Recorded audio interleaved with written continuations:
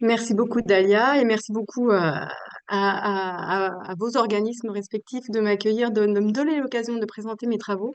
Donc oui, moi je suis psychologue en EHPAD, donc en hébergement dans un établissement d'hébergement pour personnes âgées dépendantes. Donc j'accompagne beaucoup de fins de vie, donc ils ne sont pas du domicile mais considérés comme du domicile puisque c'est de l'EHPAD. C'est quand même un lieu de vie. Je suis aussi doctorante en psychologie à l'Université Clermont-Auvergne. Et ce qui m'intéresse beaucoup dans mon projet de doctorat, enfin, mon sujet d'intérêt, c'est les soins de fin de vie, les soins palliatifs. Et c'est aussi beaucoup les vécus des soignants dans ces soins. Donc là, en l'occurrence, je vais vous présenter les résultats d'une étude qu'on a réalisée sur les pharmaciens d'officine. Euh, une étude qu'on a réalisée en 2 temps. Ben, je vais vous en parler en 2021 et 2023. Donc, je n'ai pas de lien d'intérêt et cette étude a été financée par la Fondation de France. Alors, je vais passer rapidement sur le contexte parce qu'on en a déjà parlé. On en a déjà pas mal parlé. Bon, en France, on a un droit, c'est inscrit dans la loi, le droit aux soins palliatifs depuis 99, mais il y a encore un rapport qu'il a dit récemment. Il y a des grosses inégalités d'accès à ces soins, que ce soit en structure ou à domicile. Il y a aussi cette hausse des maladies non transmissibles et du vieillissement qu'on voit dans tous les pays occidentaux. Et il y a aussi ce désir de mourir chez soi dont on a beaucoup parlé ce matin au Québec et cet après-midi en France, qui, euh, enfin, toutes ces raisons font qu'il y a une hausse prévue des soins, des besoins en soins palliatifs en France. Mais il y a, comme on le disait aussi ce matin, il y a un manque de ressources. Donc, on est à la recherche de ressources pour faire du soin palliatif en France, de ressources de soins de professionnels de santé. Alors, une ressource potentielle, on s'est intéressé, enfin, ce qui nous intéresse, nous, ce sont les pharmaciens officinaux. Euh, Ils ont des caractéristiques, ces pharmaciens officinaux, qui sont très intéressantes pour les soins palliatifs à domicile. Ce sont des professionnels de santé de proximité. Il y a 20 300 officines en France et qui sont positionnés dans un contexte géographique sur une réglementation de maillage territorial. Donc, il y a une pharmacie pour un nombre d'habitants donné. Elles participent, ces pharmacies, à la permanence des soins. Donc, il y a une réglementation aussi qui les oblige à avoir, enfin, qui oblige les pharmaciens à avoir des systèmes d'urgence, d'ouverture la nuit ou d'ouverture le dimanche. Ce sont des officines où on voit des pharmaciens qui sont disponibles sans rendez-vous sur des larges plages horaires. Et ils font aussi des livraisons à domicile pour les personnes qui ne peuvent pas se déplacer ou qui ont des difficultés à porter des traitements qui sont parfois lourds. Donc, il y a plein de caractéristiques qui font que ça peut être des ressources très intéressantes pour les soins palliatifs à domicile. Pour autant, leurs rôles dans les soins palliatifs sont très peu clairs. Il y a une étude qui a été publiée là-dessus en 2019. On ne sait pas en fait tellement ce qu'ils font réellement. Et eux-mêmes, quand on les interroge, ils ont une prise de conscience très laborieuse de leur rôle. Ils disent, en fait, on a publié des premiers résultats sur une analyse, une étude qualitative dont je vais vous parler en 2022 qui montrait que, en fait, quand on leur demande à ces pharmaciens, est-ce que vous pouvez nous expliquer qu'est-ce que vous faites en soins palliatifs à domicile? La plupart répondent, ah, mais moi, je fais pas de soins palliatifs à domicile. Et après, quand on poursuit la conversation en disant, est-ce que vous accompagnez des personnes en fin de vie à domicile? Ah oui, oui, oui, bien sûr, j'ai beaucoup de patients en fin de vie. Donc, c'est le terme soins palliatifs parfois qui est simplement difficile, mais en tout cas, ils se reconnaissent pas forcément de rôle dans les soins palliatifs à domicile. Alors, euh, enfin, à tous ces éléments, nous avons décidé de faire une étude en 2 temps, d'abord qualitative et ensuite quantitative, pour comprendre, analyser les rôles et les vécus des pharmaciens d'officine dans les soins de vie à domicile. Donc nous, ce qu'on voulait d'abord, c'est identifier les rôles, donc comprendre un peu ce qu'ils font réellement, ces pharmaciens, et aussi analyser leur vécu de ces rôles. Parce que comme on le disait tout à l'heure avec les infirmières, comme on vous entendait, ou avec les médecins, enfin, quiconque, c'est quand même un contexte difficile, donc c'est intéressant de voir comment vivent les pharmaciens d'officine, comment vivent ces soins, comment les pharmaciens d'officine vivent ces soins. Donc, on a fait des entretiens individuels. C'était donc une étude exploratoire pour avoir un peu, euh, enfin, explorer un peu le sujet. Ensuite, dans un deuxième temps, on a voulu valider les éléments identifiés sur une population représentative, donc à travers une étude quantitative. Alors, l'étude exploratoire, c'était 26 entretiens semi-structurés à l'officine qui ont été réalisés entre avril et juillet 21. en région Auvergne-Rhône-Alpes, donc une région administrative, une grosse région administrative de France. Et ensuite, après cette étude exploratoire, on a fait l'étude quantitative. Ça, c'était un questionnaire en ligne avec le serveur Qualtrics qui a été ouvert aux pharmaciens officinaux entre le 28 décembre 2022 et le 19 mars 2023, avec un recrutement sur Facebook. Alors, je vais vous présenter un peu le questionnaire qui a été fabriqué, conçu à partir des résultats de l'étude qualitative. Donc, dans ce questionnaire, il y avait 38 questions interrogeantes. C'était toujours des interrogations sur les 3 mois précédant l'enquête. D'abord, il y avait une grosse, la plus grosse partie du questionnaire, c'était leur perception de leur rôle dans les soins de fin de vie à domicile, avec des propositions comme j'ai participé à l'installation de matériel médical au domicile d'un patient en fin de vie, c'est très concret. J'ai orienté un patient en fin de vie ou son aidant vers des ressources, par exemple une aide à domicile, une assistante sociale, des associations. J'ai veillé à l'observance thérapeutique d'un patient en fin de vie, etc. Donc des rôles très concrets, avec une échelle en 4 points de jamais à très souvent. Ensuite, on a interrogé leur vécu de ces rôles. Pareil, c'était des propositions qui ont été issues de l'étude exploratoire précédente, avec des propositions, encore une fois, enfin pas encore une fois, cette fois de valence à la fois positive et à la fois négative, des propositions comme je me suis sentie utile, ou j'ai appris des choses nouvelles, ou au contraire des valences un peu négatives, je me suis sentie démunie face à un patient ou à son entourage. Et là, on avait une échelle de Likert un peu plus large, en 7 points, de pas du tout d'accord à tout à fait d'accord. Et ensuite, on récoltait les données sociodémographiques. Pour les résultats de cette étude quanti, donc on a eu 136 réponses enfin, à 39% et plus du questionnaire. Donc c'est-à-dire qu'en fait, ce 39%, il est issu du fait que, enfin, c'est sur les personnes qui ont répondu à tous les rôles, puisque c'était une donnée qui nous intéressait beaucoup. Donc, et en fait, ceux qui ont répondu à 39% du questionnaire ont souvent été au bout, puisque finalement, le nombre de réponses complètes est à 104. On visait une centaine de participants. C'est pour ça qu'on s'est arrêté à ce quand on a eu nos 104 réponses complètes. Ils ont en moyenne 42 ans. Il y a 75% de femmes et 25% d'hommes, ce qui reflète à peu près le sexe dans cette profession en France. Ils ont 14 ans d'expérience dans le poste. À 14%, ils ont une formation en soins palliatifs ou maintien à domicile. Et pour le type de poste de ces pharmaciens, ils sont à 66% des titulaires, à 12% des adjoints et à 17% des préparateurs en pharmacie. Alors pour ceux qui ne sont pas familiers avec ces titres, le titulaire d'officine, c'est le propriétaire, c'est le pharmacien propriétaire. L'adjoint, c'est un pharmacien aussi. Il est diplômé en pharmacie, mais il est salarié du titulaire, du propriétaire. Et le préparateur n'est pas diplômé en pharmacie, il est au comptoir et il peut délivrer les médicaments.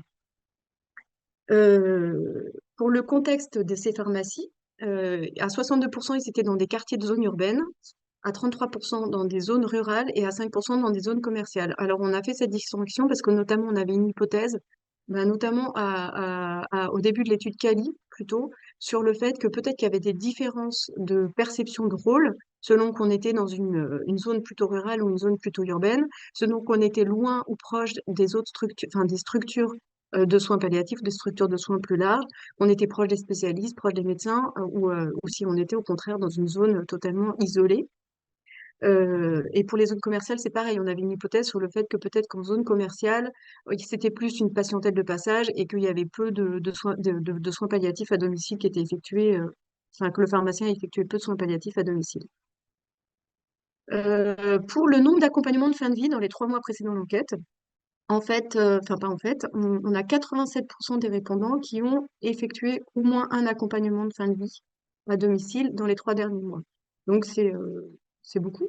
Et ils ont consacré 6,6 heures par semaine à ces accompagnements. Donc à 50%, ils avaient effectué entre 1 et 2 accompagnements dans les 3 derniers mois, à 30% entre 3 et 5, et à 7% 6 ou plus. Donc c'est quand même beaucoup.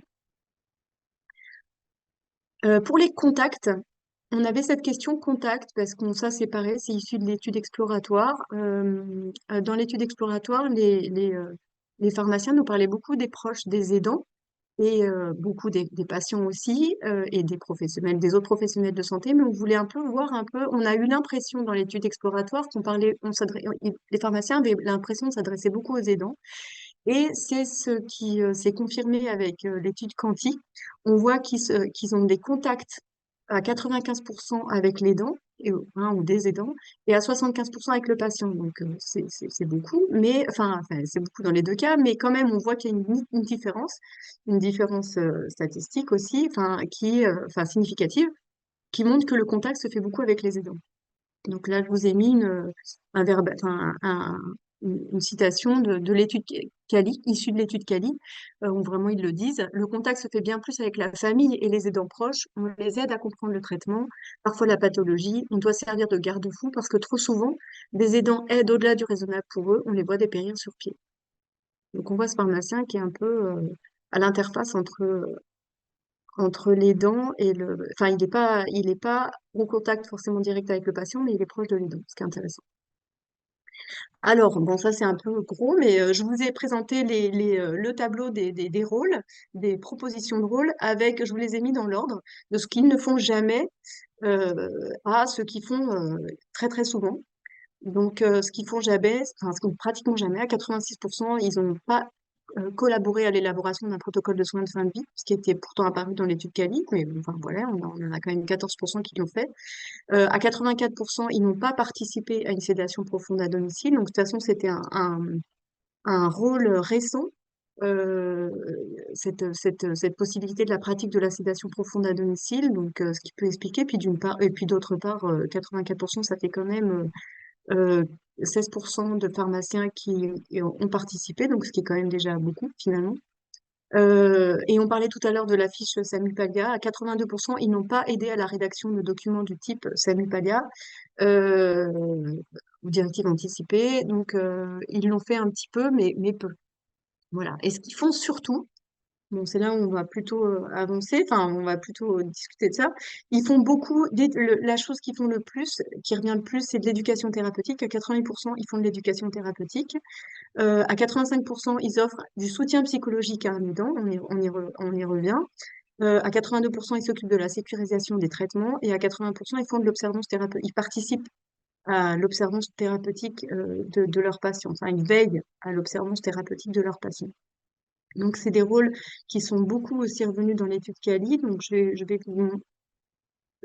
vous ai mis des verbatim. Pour l'éducation thérapeutique, le pharmacien dit, et puis on voit à quel point elle a compris en fonction aussi de ce qui a été dit au centre hospitalier universitaire, parce que c'est beaucoup d'informations et tout le monde n'est pas à même de comprendre. Donc on reprend ensemble et on voit un peu quelles sont les chimios qui vont être faites et puis les effets indésirables. Donc là, c'est vraiment le pharmacien, typiquement le pharmacien qui reçoit le patient qui sort de l'hôpital, qui sort de sa consultation avec son spécialiste, qui est plein d'ordonnances, qui a eu reçu plein d'informations et qui a besoin d'un accompagnement pour comprendre ses traitements, pour comprendre qu'est-ce qui va se passer, pour comprendre voilà, où il en est. Le soutien psychologique à un aidant, donc il revient beaucoup. Là, il y a même un pharmacien, je vous ai mis, je vous l'illustre avec un pharmacien qui va jusqu'au domicile pour soutenir l'aidant. Nous allions livrer au domicile de façon systématique, je dirais presque une fois par semaine, pour maintenir le lien, pour prendre juste 5 minutes, pour discuter avec son mari, et l'aidant, voir si à ce moment-là, il avait besoin de parler. Donc on voit qu'ils font même l'effort d'aller au domicile simplement pour aller rencontrer l'aidant, ce qui n'est pas la situation la plus courante, puisque la situation la plus courante, c'est vraiment quand l'aidant va au comptoir de la pharmacie, justement.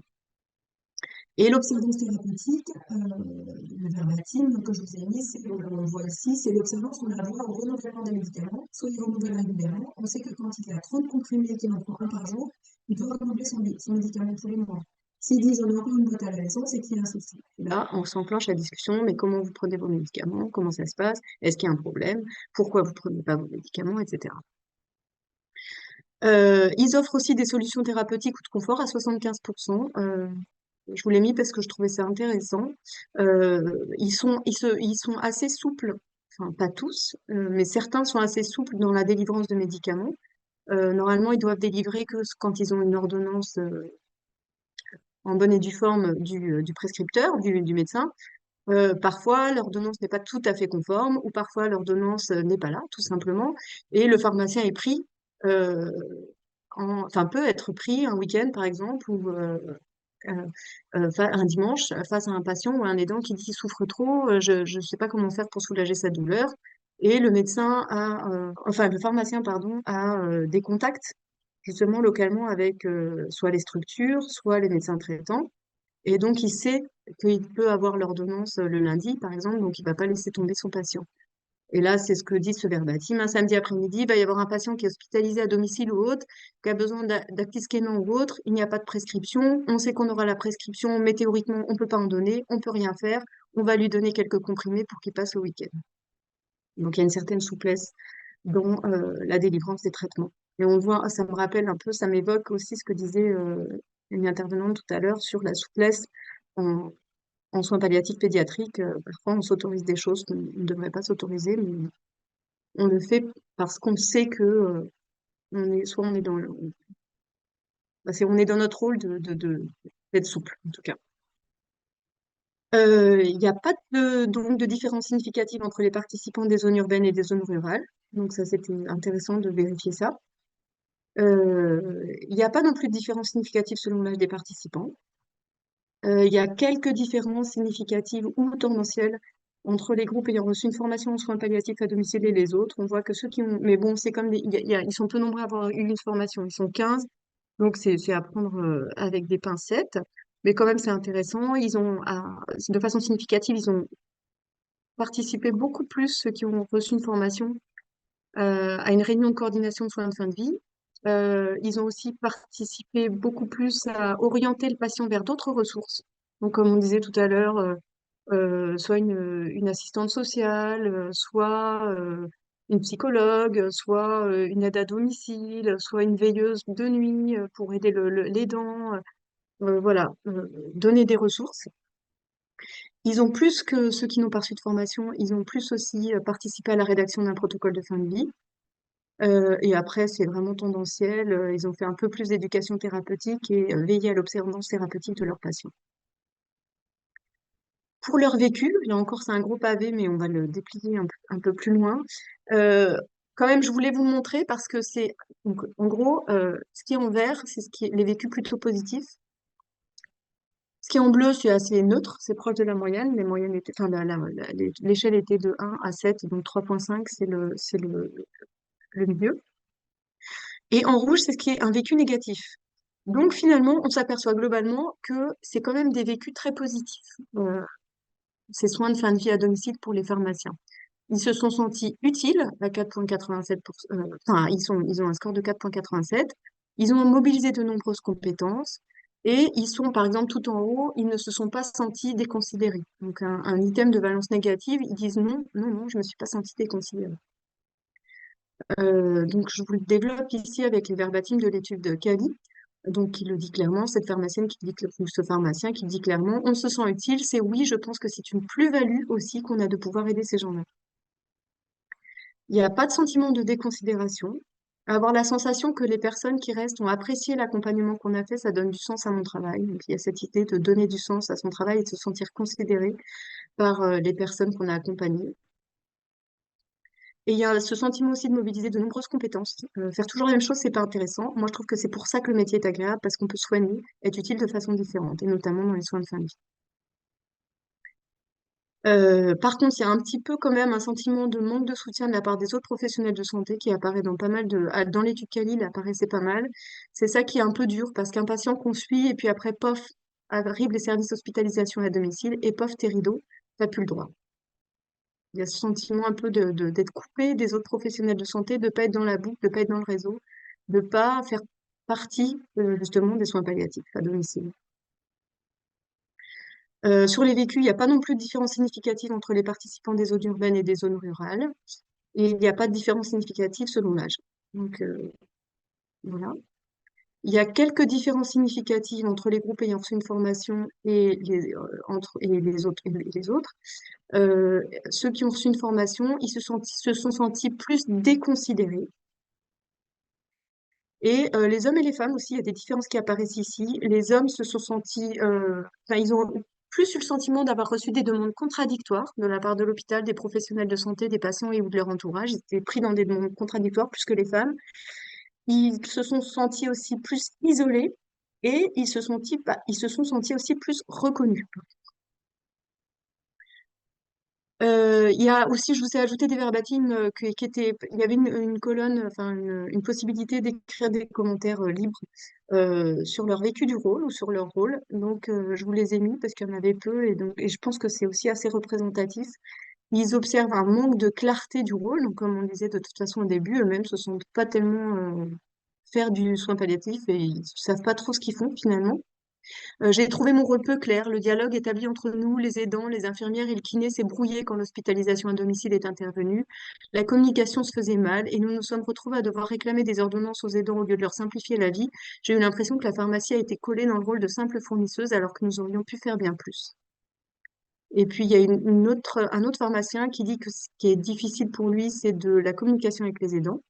Difficile de trouver les mots justes pour les accompagnants qui restent et de gérer ses émotions, attachement à certains de nos patients. Donc, finalement, pour résumer, on a dans cette étude Quanti et cette étude Cali, d'ailleurs, on voit que ce que font énormément les pharmaciens d'officine, c'est de l'éducation thérapeutique, c'est la sécurisation de leur traitement et du soutien à l'observance. Ça, c'est des rôles identifiés et même demandés aux pharmaciens. C'est des rôles un peu de base. Par contre, le soutien psychosocial envers les aidants, qu'ils font énormément, c'est un rôle méconnu, peu étudié, peu explicité, peu dit, et pourtant ils ont l'impression de le faire énormément. Ça se voit dans l'étude Cali comme dans l'étude Quanti. Ce soutien psychosocial qu'ils offrent à leurs patients, qu'ils ont l'impression d'offrir à leurs patients, parce que on n'a pas étudié les patients eux-mêmes et on n'a pas demandé aux patients et aux aidants ce qu'ils en pensaient. En tout cas, donc c'est un rôle très peu explicité et pris en compte jusqu'ici. Pourtant, enfin, ça ici, on est tous au courant que c'est un élément essentiel des soins palliatifs. Et en tout cas, du coup, je me suis interrogée sur pourquoi est-ce qu'il arrive ce soutien psychosocial et je me suis demandé s'il pourrait pas être facilité par la relation de long terme pharmacien d'officine, patient aidant qui existe. Ce concept de continuity of care, c'est une relation thérapeutique continue et de long terme qui relie différents épisodes de soins de santé. Et là, on voit vraiment que le pharmacien, il me semble, dans ce concept de continuity of care. Par exemple, on voit dans l'étude Cali, avec ce dialogue entre l'enquêteur et le pharmacien, l'enquêteur qui dit, il réagit à ce que dit le pharmacien. Il vous appelle par votre prénom? Oui. Vous le connaissez bien? Non, non, nous ne sommes pas intimes, il me connaît parce qu'il vient ici depuis 10 ans. Ou un autre qui dit, pour Noël, cette dame nous laissait toujours une orchidée, ou oui, elle nous laissait, quand on reste plus de 20 ans au même endroit, c'est sûr qu'il nous donne quelque chose, surtout pour les personnes âgées. Nous avons toujours l'âge de leurs petits-enfants, ce qui crée une certaine proximité. On remplace ceux qui sont pas là. Qu'on voit bien vraiment, cette continuity of care, elle a l'air d'être bien présente dans l'esprit des pharmaciens, en tout cas. Et du coup, pour créer ce soutien psychosocial, c'est là que vous voulez en venir. Et avec ce pharmacien qui dit, il y en a pas mal où on les suit depuis très longtemps. Donc il y a des choses aussi, je sais pas, ils peuvent se confier ou dire des choses qu'ils diraient pas à quelqu'un, pas étranger, mais quelqu'un qu'ils ne connaissent pas. Donc, pour les pharmaciens, c'est très important d'avoir cette relation continue, de long terme, avec leurs patients et les aidants, avec leurs voisins en fait, tout simplement. Donc pour conclure, il existe un rôle de l'ombre des officinaux dans les soins palliatifs à domicile. Il y a peu de formation, il y a une faible conscience d'un rôle, mais pourtant il existe. Ce sont des professionnels qui semblent investir massivement dans cette fonction palliative d'accompagnement à domicile, avec l'éducation thérapeutique, le soulagement de la douleur, le soutien psychosocial aux patients et aux aidants, le suivi de l'observance et autres. Et c'est aussi un rôle vécu positivement, qui est riche, qui donne du sens à leur travail et qui mobilise plein de compétences. Donc, pourquoi pas mieux l'identifier pour améliorer les soins palliatifs à domicile. Voilà.